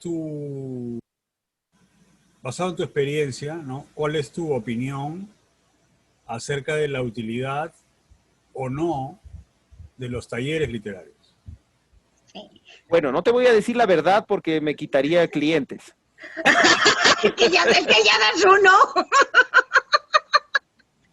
No, la verdad es que los talleres literarios sí tienen su objetivo, es decir, no van a sacar, no son fábricas de escritores, es imposible que salga de ahí si no hay talento, es decir, lo que Natura no da, Salamanca no presta, es así de crudo, pero la cosa es que los talleres literarios tienen su finalidad porque dan técnicas, es decir, hay gente que ya está ahí, incluso los otros participantes de los que yo hago una burla en esto, entonces hasta cierto punto ellos también, en gran medida de hecho, te alimentan, es decir, tú aprendes de los otros técnicas, aprendes de sus derrotas, también aprendes de sus victorias, y entonces los talleres literarios son muy útiles para conocer cómo escribir, pero no cómo escribir bien. Ese es el detalle. Sí, sí, entiendo. ¿Cómo escribir, pero no cómo escribir bien? Vale. Que como que hay 3 pasos, ¿no? En la escritura, ¿no? El primero es el elemental, es decir, es aprender a escribir literalmente, es decir, saber las reglas, eso que te enseñan en la escuela. El segundo paso es el de la lectura y que está con el del taller literario muy relacionado, que es como aprender las técnicas que otros escritores han tenido para poder identificar y usar, ¿no? Porque en realidad la literatura es una cuestión de copia, es decir, no hay nada nuevo bajo el cielo, lo único que pasa es que vamos repitiendo las cosas que han hecho otros, y entonces en eso sirven los talleres. Y de ahí la otra etapa, ya la más difícil, a la que casi ninguno llegamos, es a la que ya tienes tu propia voz, ya trabajas, tienes las herramientas previas, pero terminas ya creando algo con tu propio sonido, ¿no? Sí. Sí, a la que cada ninguno llegamos, ese es el objetivo, hay que llegar a esa. Pero es que la búsqueda es la importante, porque claro, cuando vas buscando vas mejorando, ¿no? Claro. Además es algo que no se termina en realidad. No, jamás. Si se termina, está fracasado el escritor. Claro, es un proceso continuo. Siempre tiene que estar en constante aprendizaje, lógico. Sí. En este texto, en el gallinazo, aparte de los talleres, también hay una cosa que es completamente cierta, y es que el escritor se alimenta de la carne de todo lo que tiene alrededor. Claro. Y verás que no es una idea nada original, ¿no? Porque no es nada original, que os nada original, ¿no? O sea, hay que ser realistas, no es una idea nada original, y en realidad es tomada de otro amigo que escribe, de un escritor, y entonces él decía, él conversaba que él se sentía así y que le gustaría escribir un texto con esa finalidad, contar cómo gallinazo es el escritor. Y entonces me dijo una vez, ¿y por qué no le escribes tú? Y entonces, y ahí salió. Pero hay una versión previa, ¿no? Entonces esta ya es como otra más trabajada. Salió muy bien. No, salió perfecto, de verdad. Es de identificación total. Sobre todo la última parte es de identificación total. Por lo menos para mí ha sido identificación total. José Luis, ¿por qué ser tan cruel? O sea, todos los escritores o todos los aspirantes a escritores en ese taller, en tu texto, son terribles, ¿no? Pero al final, si uno, o sea, dices, no, yo me voy a devorar a mí mismo, ¿no? Es como que esa fue la lección del taller, siguiendo el relato, ¿no? O sea, no fue tan terrible la experiencia. Es decir, eso es lo que yo digo también ahí, es decir, de eso no es que sea terrible, es solo la imagen que yo tenía entonces de eso, ¿no? Y es decir, y que con el tiempo uno va pensando y dice, bueno, como sí había, y de hecho hay, por ahí anda uno, que en realidad tiene un gran talento y entonces aparecía y muchas veces le atacaban cuando hacían los comentarios, porque eso es lo que pasa en los talleres, te dicen, comente sobre la obra de que trajo tal persona, y entonces todos empiezan a devorarse, y claro, porque a los 19 años, a los 17 peor, y a los 16 más, entonces uno tiene la idea de que es, no sé, el siguiente Pulitzer, ¿no? Y entonces todos son el Pulitzer, y eso es lo que pasa en los talleres literarios, pero como tú dices, eso no es del todo malo porque te ayuda como a batirte en el ruedo, es decir, aprendes a enfrentar eso que a menudo ya cuando escribes vas a tener que enfrentar la crítica despiadada que no siempre puede ser justa. Y entonces no, yo no, o sea, sí soy cruel, pero porque el tono del texto es así, porque la impresión que yo tenía y que bueno, en ese entonces por la que yo nunca concluía los talleres era esa, ¿no? Porque ni estaba dispuesto, como digo ahí, a recibir todo el veneno, ni tampoco a inocularlo. Entonces, eso es lo que tenía esa sensación, pero no, habrá algunos que habrán salido, y de hecho hay algunos que han salido y han sido grandes escritores. Claro, también me refería por la figura que usas, ¿no? Porque mencionas al gallinazo, que come carne podrida, que destaza cadáveres. Por decirte, ¿no? Otra figura puede ser, pues soy como una planta, una raíz que consume los nutrientes de la tierra y saca frutos. Claro, es un poco más cursi, ¿no? Pero más positivo. Carlos. Claro, no, yo lo digo como que la imagen del escritor, o sea, por eso te decía, ¿no? Que al final dices, me emparento con el gallinazo, ¿no? O sea, pero desde ese punto de vista sí, ¿no? O sea, devoro, destazo y lo regurgito y lo muestro, ¿no? Pero verás que las plantas también a la larga se están alimentando de cadáveres. Exactamente, que... pero es una visión un poco más rosa. Pues, a eso voy. Por eso es demasiado rosa. Claro, porque, o sea, el escritor se ve como un individuo más positivo, como que utiliza lo descompuesto para hacer algo comestible, ¿no? En cambio, el gallinazo destaza, pero para sobrevivir, para sobrevivir y seguir siendo gallinazo, y seguir haciendo lo mismo una y otra vez, ¿no? La planta no, la planta saca los nutrientes de cadáveres. Una cosita, te voy a hacer un inciso. ¿Un gallinazo es un buitre? Es emparentado con eso. Bueno, el buitre es la madre. El buitre es la regeneración, es la vida, la resurrección. Es uno de los bichos más fabulosos en simbología que hay. Y el gallinazo igual, es la misma idea. Es decir, es una criatura que despreciada, pero en realidad es fascinante. Es decir, si lo analizas, en realidad es una criatura fascinante. Claro, si acá por ejemplo en Lima estamos llenos de gallinazos. Está considerado fascinante. O sea, pero se ven en basurales, pues. ¿Entiendes? O sea, no ves en otro lado que en los techos de las iglesias y en los basurales, algo como irónico también, ¿no? Pero no, me daba la impresión, ¿no? De que quizás uno era muy duro. Por eso te decía que a veces es cruel, ¿no? Primero los muestras a los compañeros de taller en un afán, en una aspiración a ser un gallinazo, porque en el fondo esa es la lección final que se ve en el texto, ¿no? Que todos ni siquiera pueden llegar a hacer eso, porque algunos son medio, claro, mencionas a los talentosos, después los demás les asusta, pero ni siquiera pueden llegar a ser un gallinazo, porque esa es la lección, ¿no? Yo aprendí, dices, ¿no? Aprendí a identificarme. Entonces, claro, por eso mencionaba lo de la crueldad y la visión un poco oscura de lo que al final termina siendo un escritor, ¿no? Bueno, como hay escritores y escritores, ¿no? Hay algunos que tienen una visión más distinta a la mía de la literatura, pero yo no sé, tal vez hay algo de mí tremendamente masoquista, pero yo como que si no duele, no sirve. Entonces lo que pasa es que para mí la escritura sí es así, es decir, es como arrancar pedazos de otros, es como comerse, pero en realidad no en el sentido de destruirles, ¿no? Porque yo no les estoy destruyendo, simplemente les estoy convirtiendo en material literario, ¿no? Entonces, claro, hay escritores y escritores, pero en mi caso es esa, es decir, yo me veo así. Gracias. No estás muy convencido, Carlos. Pero es que depende del escritor. O sea, si tú quieres escribir como Coello, entonces puede ser una planta. Puede ser una planta. Qué cruel eres. No, es verdad. Pero es que hay que ser Coello para escribir planta. Porque si tú lo que quieres es... Tú vas a cualquiera de los clases. ¿Qué hacía Bertolt Brecht? Exactamente. Era gallinazo casi. Tú te vas a los clásicos de la literatura y son unos gallinazos salvajes. Esos son los reyes de los gallinazos. Y son los reyes, son los reyes. Eso es literatura. Los rusos. Los rusos, échale. A ver, ¿qué hacen los rusos? Tú ponte a Dostoyevsky, verás. ¿Qué hace Dostoyevsky?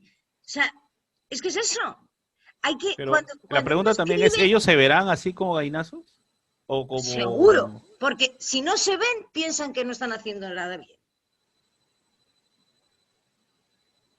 ¿Entiendes? ¿O tú qué opinas? Fernando, ¿tú qué opinas?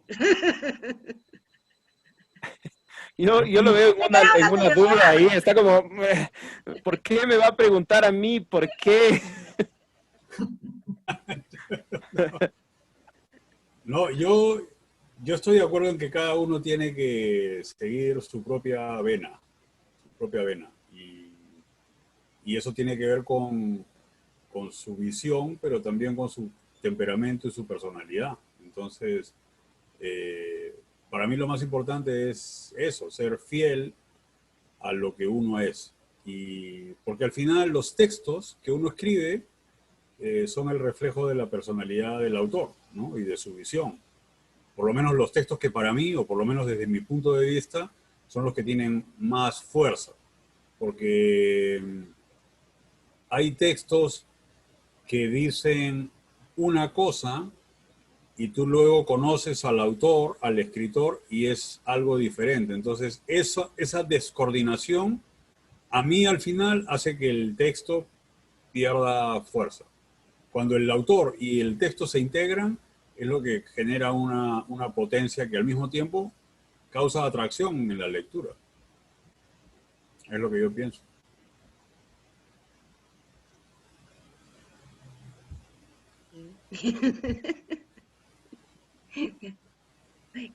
Elena, ¿tienes algo que decir? Oye, pero sabes una cosa, que eso también es importante, es decir, que un texto produzca reacciones. Es decir, eso es lo que busca justo un escritor, es decir, producir un efecto, porque si no te produjera como a Carlos una reacción negativa incluso, es decir, no estuviera de acuerdo con esa posición, si le dejara indiferente, pues entonces eso hablaría mal del texto, ¿no? Correcto. Sí. Pero no es una reacción negativa, simplemente es la necesidad de entender por qué planteabas de esa forma. Así es, sí. Porque en el fondo... no me refiero negativa en el sentido de que te caiga mal lo que hay escrito, no, sino me refiero, es decir, no estar de acuerdo con el texto que yo digo, es decir, no con mi posición, quiero decir. Entonces, si te produce esa reacción, o cualquiera que sea, entonces el texto cumple su finalidad, es decir, su finalidad es producir un efecto, ¿no? Sí. Claro. Y eso también es bien importante resaltarlo porque yo pienso también que el escritor debe estar por encima de eso. O sea, más allá de que el lector esté de acuerdo o no con lo que está escrito en el texto, para mí lo más importante es que el lector quede enganchado de alguna manera con lo que está escrito. Ya si está de acuerdo o no con la estructura, con la forma, incluso con la filosofía detrás del texto, etcétera, por lo menos para mí es una cuestión de segundo plano, ¿no? Lo más importante es que el escritor, el lector, experimente algún tipo de reacción, que puede ser o placer o desasosiego inclusive, ¿no? No tiene que ser algo desagradable necesariamente, pero sí como está contando Carlos, ¿no? Porque a mí también me suele pasar muy a menudo, o sea, esa es una lectura que también es analítica, ¿no? Porque es un aprendizaje, en el sentido, ¿cómo hubiera sido este texto si se enfoca de este lado en vez de aquel que me lo están presentando? Entonces ahí uno le da la vuelta. Y ahí es donde para mí siempre es importante que el lector, yo como lector, participe de ese texto. Y si el texto, ¿no? Como tú dices, José Luis, me da la oportunidad de participar, para mí significa que el texto ya tuvo éxito. Porque si yo agarro un texto y ni siquiera me despierta la motivación de hacerme preguntas, de plantearme desafíos, significa que el texto no me hizo ni cosquillas. Y eso ya habla no bien del texto presentado. Sí. Yo estoy de acuerdo plenamente con Fernando y con y con José Luis cuando hablan de esto de la reacción, ¿no? O sea, igual que en la pintura, tiene que haber un objetivo, ¿no es cierto? Es reacción, independientemente de que sea a favor o en contra, pero reacción al fin, ¿no? Es decir, que después de leer tal texto, no eres el mismo, no eres la misma, tienes que tener alguna reacción, sea de rechazo o sea de aceptación. Y claro, el involucramiento, el involucrarte en el texto, bueno, eso es yo creo que eso debe ser el objetivo de los grandes escritores, ¿no? De los que han querido trascender o que han producido esos efectos, ¿no?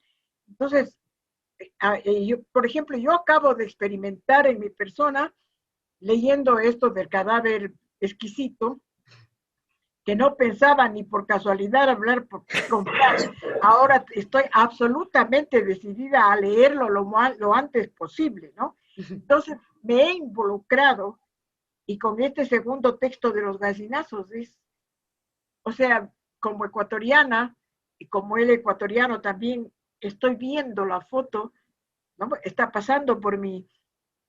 Es una descripción tan bien lograda, tan vívida, que uno puede experimentar la experiencia de los gallinazos y luego después la experiencia personal para pasar a hablar de los seres humanos como elementos, ¿no? Dentro de su literatura. Me parece que ese es el propósito de los autores, y si lo has logrado, pues yo considero que eso es un mérito increíble, ¿no? Porque leer algo y que después te haya pasado por encima y no te des ni cuenta de lo que pasó, debe ser triste, pues, ¿no? Como escritor que no tenga ninguna reacción, ¿no? Es que igual como en la pintura, cualquiera que fuera, ¿no? Pero buena o mala, pero reacción al fin, ¿no? Claro. Cierto.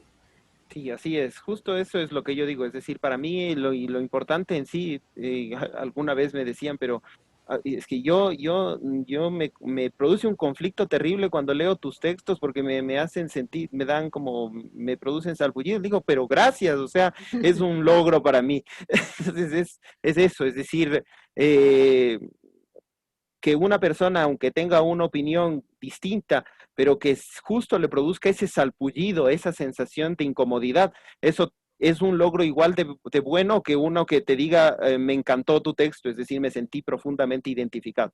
Es igual de importante porque, como dice Fernando, en realidad a ninguno de los que escribe, al menos con la finalidad de artística de hacerlo, es decir, no se preocupa porque que le guste y que todos estén de acuerdo con eso, porque si fuera así, pues entonces solo hacemos textos de, no sé, plásticos para venderlos, ¿no? Es decir, es comida rápida nada más, no es nada fuerte. No, el público es un tirano. Si tú te dejas llevar por el público, estás muerto. Porque luego claro, resulta no que le cambia el gusto y se acabó. Claro, ya te haces experto en escribir, no sé, novelas fantásticas de caballeros medievales y se convierte después en la fama de las novelas eróticas y ya no sabes qué escribir, te toca escribir caballeros eróticos o alguna cosa así. Sí, ya te has perdido, ya te has quedado en el camino. Bueno, ¿alguien más quiere preguntar algo, hablar de algo? Elena, tú que estás muy callada. No, eso estoy escuchando, estoy interesantísima en todo lo que decís. Y además es que estoy de acuerdo con José Luis y con Fernando y con ella. Es la reacción, ¿no? Al final lo que se busca en un texto, ya sea a favor, ya sea en contra de lo que está escrito, pero lo que buscas es una reacción, ¿no? Que algo tuyo llegue al lector, algo de tus tripas mueva las tripas del que está leyendo, Exacto. ¿no? Esa palabra tripas me encanta, por favor, entre paréntesis. hablando precisamente del cadáver, quiere decir algo muy, Sí, y en general.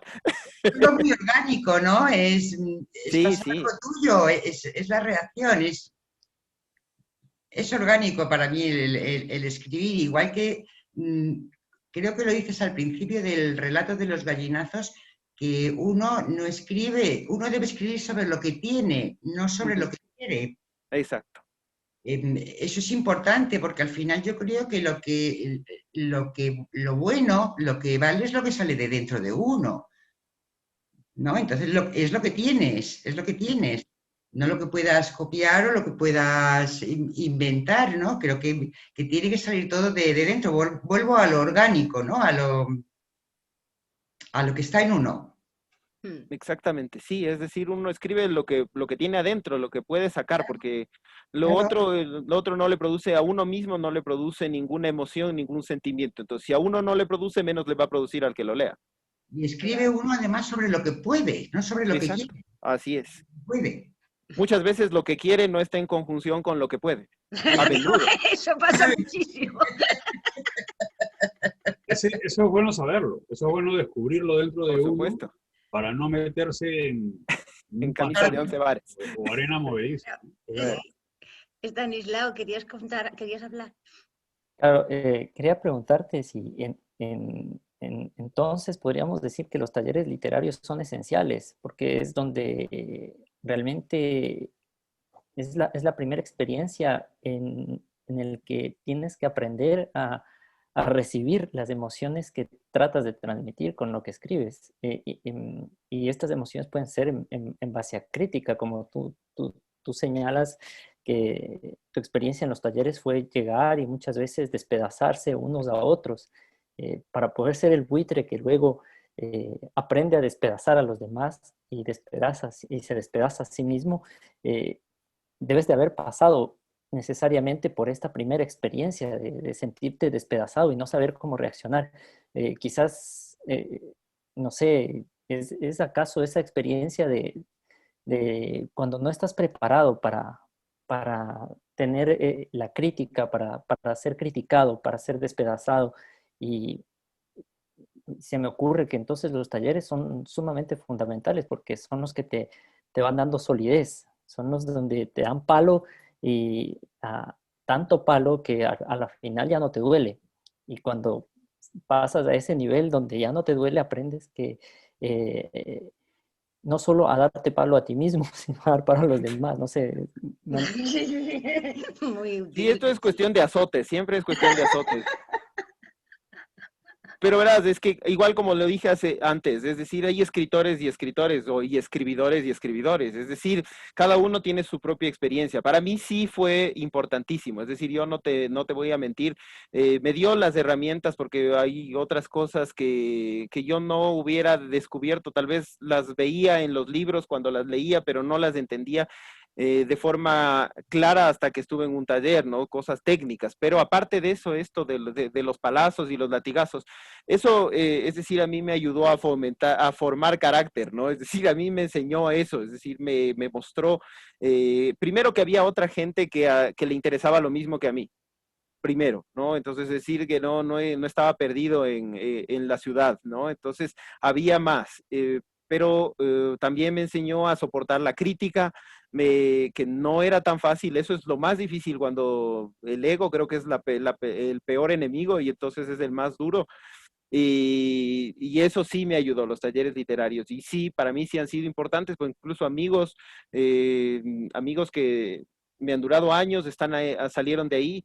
Entonces, y que nos despedajábamos también, por cierto. Entonces nos hemos hecho buenos amigos y hemos aprendido de eso. Pero es mi experiencia, porque hay otros escritores, otras personas que escriben que no necesitan esa experiencia. Es decir, lo hacen a través de sus lecturas, de sus vivencias, nada más personales, no tiene nada que ver con un taller donde se reúnan y les sale mucho mejor. Entonces, el mundo está lleno de caminos, entonces ese es uno nada más.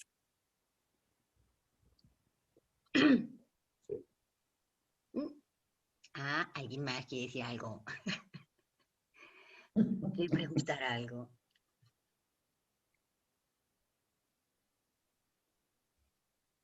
José Luis, he visto que también has escrito sobre la cuarentena.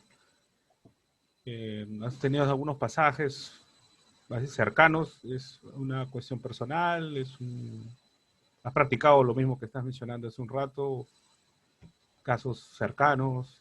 ¿Qué te motivó a incluirlo en este libro, ese tema, ¿no? Claro, es decir, una de las cosas que uno se enfrenta cuando escribe cosas muy coyunturales es que corre el riesgo de que cuando ya pasen de moda y ya nadie quiera leer sobre eso. Entonces, para mí, para evitar ese problema, es que yo no me enfoco en sí mismo, sí en la cuarentena como un trasfondo, pero me enfoco en las figuras, en los personajes que estaban cerca, ¿no? Y entonces sí, ahí estoy haciendo un ejercicio de gallinazo, me estoy comiendo a mí mismo y comiéndome a los vecinos. Y entonces, claro, como en ese momento todos estábamos confinados en un departamento y no teníamos más opción que ver por la ventana, entonces nos tocaba hacer de mirones. Y claro, la literatura es de los mirones también, ¿no? Entonces, los que escriben son mirones. Entonces, y te están abriendo puertas para otros mirones que son los lectores. Y entonces eso es lo que hice, es decir, alimentarme de lo que había en mi barrio, porque era lo único que podía ver, porque no podía salir a ningún otro lado. Entonces mi camino se reducía a un supermercado de la esquina, luego a la casa y así, es decir, no tenía muchas opciones, entonces lo que traté de enfocarme, no podía contar y no quería contar la cuarentena o el coronavirus, no quería, el COVID, no quería contarlo porque todo el mundo lo está contando, quería contar las historias que hay pequeñas que probablemente no salen a menudo en los medios porque son eso, son pequeñas, son íntimas, y creo que esa es la encrucijada del periodismo, ¿no? Es decir, ahora contamos, la historia de la humanidad es un sándwich en realidad, entonces tienes los dos lados, está el pan al uno y el otro pan abajo, y está el pastrami y la mortadela y no sé, y los tomates en el medio, y entonces a menudo los medios se quedan con los dos lados, es decir, la parte, la élite y la gente más humilde, ¿no? Que está bien, que deben ser contados, yo no digo que no, pero todo el pastrami, es decir, la gente común y corriente que se levanta todos los días y trabaja en un lugar donde que detesta o se enfrenta a un padre con cáncer, etcétera, esas a menudo no llegan a los medios. Y entonces esa es la historia perdón, esa es la encrucijada que tiene el periodismo, es decir, que necesita contar esas aristas, y entonces yo me enfoqué en las aristas, en las personas que podía ver a través de mi ventana o que estaban conviviendo conmigo en los departamentos de al lado.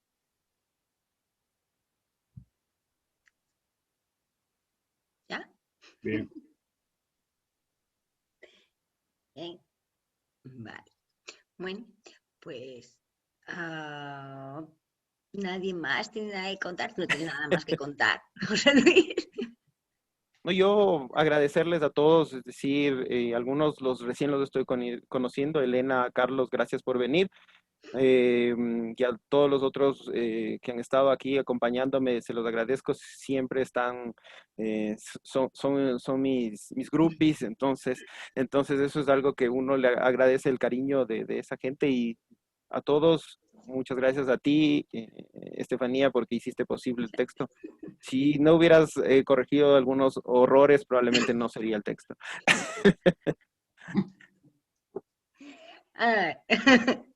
Y un invitado. Ya lo veo.